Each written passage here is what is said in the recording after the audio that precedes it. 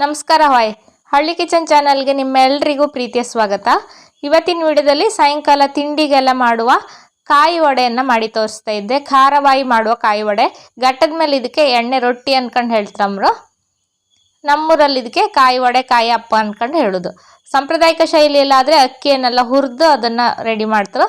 ನಾನಿವತ್ತು ದಿಢೀರಾಗಿ ಕಾಯಿ ವಡೆಯನ್ನು ಖಾರವಾಯಿ ಮಾಡೋದನ್ನು ತೋರಿಸ್ತಾ ಇದ್ದೆ. ಯಾವ ರೀತಿ ಮಾಡೋದು ಕಾಂಬ ಬನ್ನಿ.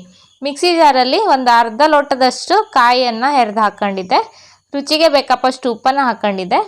ಉಪ್ಪು ನಾನು ಎಷ್ಟು ಅಕ್ಕಿ ಹಿಟ್ಟು ತಕ್ಕಂತೆ ಅಂದ್ಕೊಂಡು ಮುಂಚೆ ಗೊತ್ತಿದ್ದರಿಂದ ಫಸ್ಟಿಗೆ ಹಾಕ್ಕೊಂಡಿದ್ದೆ. ಅದಕ್ಕೆ 1 ಚಮಚ ಜೀರಿಗೆಯನ್ನು ಹಾಕ್ಕೊಂಡಿದ್ದೆ. 1-2 ಚಮಚ ಕೊತ್ತಂಬರಿಯನ್ನು ಹಾಕ್ಕೊಂಡಿದ್ದೆ. ಕೊತ್ತಂಬರಿ ಜೀರಿಗೆ ಎಲ್ಲ ಹುರಿಯೋದು ಬೇಡ, ನಂತರ ಎಣ್ಣೆಯಲ್ಲಿ ಕರಿಯೋದ್ರಿಂದ ಅದು ಪರಿಮಳ ಲಾಯ್ಕಾಯಿ ಬತ್ತು. ಹಾಗೆ ಹಸಿಯಾಗಿ ಹಾಯ್ಕೊಂಬುದು. ಅದಕ್ಕೆ ಒಂದು ಸ್ವಲ್ಪ ಹಿಂಗನ್ನು ಹಾಕ್ಕೊಂಡಿದ್ದೆ. 8-10 ಚೂರು ಮೆಣಸು, 6-7 ಬ್ಯಾಡಗಿ ಮೆಣಸನ್ನು ಹಾಕ್ಕೊಂಡಿದ್ದೆ. ಖಾರಕ್ಕೆ ಎಷ್ಟು ಬೇಕು ಅಂದ್ಕೊಂಡು ಹೆಚ್ಚು ಕಡಿಮೆ ಮಾಡ್ಕೊಳ್ಲಕ್ಕೆ. ಸ್ವಲ್ಪ ಖಾರವಾಯಿ ಇದ್ದರೆ ಲಾಯ್ಕತ್ತು ಅಂದ್ಕೊಂಡು ನಾನು ಇಷ್ಟಪ್ಪ ಮೆಣಸನ್ನು ಹಾಕ್ಕೊಂಡಿದ್ದೆ. ಸ್ವಲ್ಪ ಅರಿಶಿಣದ ಪುಡಿ, ಖಾರ, ಉಪ್ಪು ಒಟ್ಟಿಗೆ ಸ್ವಲ್ಪ ಹುಳಿಗೋಸ್ಕರ ಆಮ್ಚೂರು ಪೌಡ್ರನ್ನು ಹಾಕ್ಕೊಂಡಿದ್ದೆ. ಆಮ್ಚೂರು ಪೌಡ್ರ್ ಯಾವ ರೀತಿ ಮಾಡೋದು ಅಂದ್ಕೊಂಡು ಈ ಹಿಂದೆ ವಿಡಿಯೋದಲ್ಲಿ ತೋರಿಸಿದ್ದೆ, ಬೇಕಾದರೆ ಕಾಣ್ಲಕ್ಕೆ. ನೀರನ್ನು ಸೇರಿಸಿ ನುಣ್ಣಗೆ ಹರ್ಕೊಂಡಿದ್ದೆ. ಜಾಸ್ತಿ ನೀರು ಹಾಕೋಕ್ಕಾಗ ಸ್ವಲ್ಪ ಮುದ್ದೆಯಾಗಿ ಹರ್ಕಣ್ಕು. ಜಾಸ್ತಿ ನೀರಾದರೆ ಹಿಟ್ಟು ಜಾಸ್ತಿ ಬೇಕಾಗ್ತಷ್ಟೆ. ಅದಕ್ಕೆ 1.5 ಲೋಟ ಆಪಷ್ಟು ಅಕ್ಕಿ ಹಿಟ್ಟನ್ನು ಹಾಕ್ಕೊಂಡಿದ್ದೆ. ಸರಿ ಮಾಡಿ ಕಲಿಸ್ಕೊಂಡು ನಂತರ ಕೈಯಲ್ಲೇ ಇದನ್ನು ಸರಿ ಚಪಾತಿ ಹಿಟ್ಟೆಲ್ಲ ಯಾವ ರೀತಿ ಕಲಿಸ್ಕೊಳುತ್ತೋ ಅದೇ ಥರ ಕಲಿಸ್ಕೊಳ್ಕು. ನೀರನ್ನು ಒಂದೇ ಸಲ ಹಾಕೊಂಬಾಗ ಸ್ವಲ್ಪ ಚಿಮ್ಕಿಸಿ ಎಷ್ಟು ಬೇಕಂದು ಕಂಡು ಹಾಕ್ಕೊಳ್ಕು. ಗಟ್ಟಿಯಾಗಿ ಕಲಿಸ್ಕೊಳ್ಕು. ತುಂಬ ನೀರಾಗಿ ಕಲಿಸ್ಕೊಂಡ್ರೆ ಉಬ್ಬಿ ಬತ್ತಿಲ್ಲ, ಚಪಾಟಿ ಆಗಿ ಹೊತ್ತು. ಮತ್ತು ಎಣ್ಣೆನೂ ಜಾಸ್ತಿ ಹೀರ್ಕೊಳುತ್ತೆ. ಕಾಯನ್ನು ಸೇರಿಸಿದ್ರಿಂದ ಎಣ್ಣೆನೂ ಜಾಸ್ತಿ ಇರುತ್ತೆ. ತುಂಬ ನೀರಾಗಿ ಕಲ್ಸೋಕ್ಕಾಗ ಹಾಗಾಗಿ ಚೂಚೂರೆ ನೀರನ್ನು ಹಾಕ್ಕೊಂಡು ಕಲಿಸ್ಕೊತ ಇದ್ದೆ. ಕಲಸಿ ಆದ್ರ ಮೇಲೆ ಈ ಥರ ತಟ್ಟಿ ಕಂಡ್ರೆ ಸೈಡೆಲ್ಲ ಹೊಡಿತಾ ಇತ್ತು ಅನಿಸಿದ್ರೆ ಬೇಕಾದರೆ ಮತ್ತೊಂದು ಸ್ವಲ್ಪ ನೀರನ್ನು ಚಿಮ್ಕಿಸಿ ಕಲಿಸ್ಕೊಳ್ಲಕ್ಕೆ. ಹೊಡಿದೇ ಇದ್ದರೆ ಅಷ್ಟೇ ಹದದಲ್ಲಿ ಕಲಿಸ್ಕೊಂಡ್ರೆ ಸಾಕು. ಹಿಟ್ಟೆಲ್ಲ ಕಲಸಿ ಆಯಿತು. ಅದನ್ನು ಸಣ್ಣ ಉಂಡೆಯನ್ನಾಗಿ ಮಾಡ್ಕೊಳ್ಕು. ತುಂಬ ತೆಳ್ಳಗಿಂದು ಮಾಡೋಕ್ಕೂ ಆತಿಲ್ಲ, ತುಂಬ ದಪ್ಪ ದೊಡ್ಡ ಉಂಡೆನೂ ಬೇಡ. ಚಪಾತಿ ಉಂಡೆ ಅಷ್ಟು ದೊಡ್ಡದು ಬೇಡ. ಪೂರಿ ಉಂಡೆ ಸೈಜಲ್ಲಿ ಪೂರಿ ಥರನೇ ಇದನ್ನು ತಯಾರು ಮಾಡ್ಕೊಂಬುದು. ಪಕ್ಕದಲ್ಲಿ ಎಣ್ಣೆಯನ್ನು ಕಾಯೋಕೆ ಇಟ್ಕೊಂಡಿದ್ದೆ.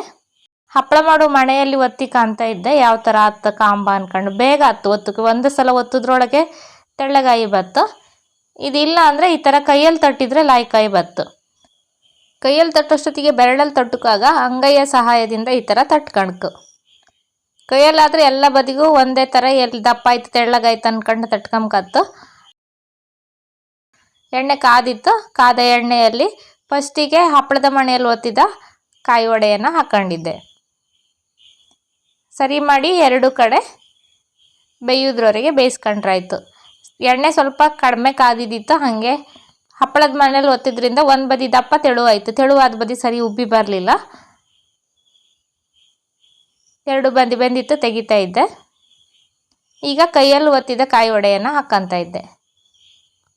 ಈಗ ಸರಿ ಎಣ್ಣೆನೂ ಕಾದಿದ್ದಿತ್ತು. ಕೈಯಲ್ಲಿ ತಟ್ಟಿದ್ರಿಂದ ಎಲ್ಲ ಕಡೆಗೂ ಒಂದೇ ಹದವಾಯಿ ತಟ್ಕೊಂಡಿದ್ದಿದ್ದೆ. ಲಾಯ್ಕಾಯಿ ಉಬ್ಬಿ ಬರ್ತಾಯಿತ್ತು ಕಣಿ. ಎಷ್ಟು ಲಾಯ್ಕಾಯಿತ್ತು. ತುಂಬ ರುಚಿ ಆಯ್ತು ತಿಂಬಕ್ಕೆ. ಖಂಡಿತ ಒಂದ್ಸಲ ಟ್ರೈ ಮಾಡಿ ಕಾಣಿ ಸಾಯಂಕಾಲ ತಿಂಡಿಗೆ. ಇದ್ರೊಟ್ಟಿಗೆ ಚಟ್ನಿ ಅಂತ ಬೇಕಂತಿಲ್ಲ. ಖಾರ ಉಪ್ಪು ಎಲ್ಲ ಇದರಲ್ಲೇ ಇದ್ದಿದ್ದರಿಂದ ಹಾಗೆ ತಿನ್ಲಕ್ಕು. ಜೊತೆಗೆ 1 ಲೋಟ ಕಾಫಿ ಅಥವಾ ಚಹಾ ಇದ್ದರೆ ತುಂಬ ಲಾಯ್ಕಾತ್ತು.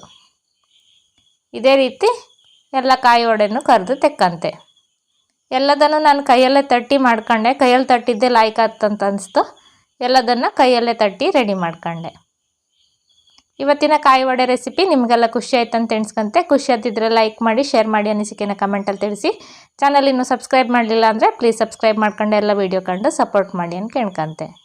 ಸಾಯಂಕಾಲ ಜೋರು ಮಳೆ ಬತ್ತಾ ಇಪ್ಪಷ್ಟೊತ್ತಿಗೆ ಬಿಸಿ ಕಾಯಿ ವಡೆ ಅಥವಾ ಎಣ್ಣೆ ರೊಟ್ಟಿ ಜೊತೆಗೆ 1 ಲೋಟ ಬಿಸಿ ಕಾಫಿ ಅಥವಾ ಟೀ ಇದ್ದರೆ ಎಣ್ಣೆ ರೊಟ್ಟಿ ತಿಂತ ಕಾಫಿ ಕುಡಿತಾ ಮಳೆ ಕಾಂತ ಕೂತ್ಕೊಂಡ್ರೆ ಟೈಮ್ ಹೋದ್ದೇ ಗೊತ್ತಿಲ್ಲ.